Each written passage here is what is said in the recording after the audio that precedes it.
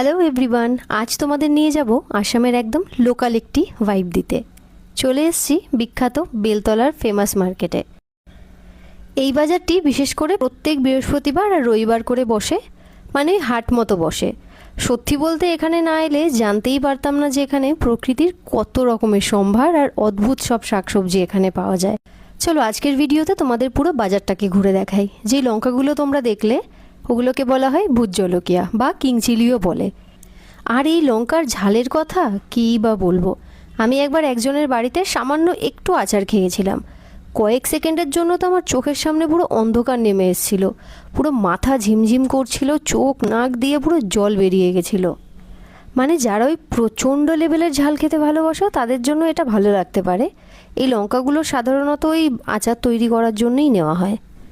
এই দেখো, এটা হচ্ছে এখানকার মাছ বাজার। মাছ বাজারটা অনেকটা আমাদের ওই পশ্চিমবঙ্গের মতোই,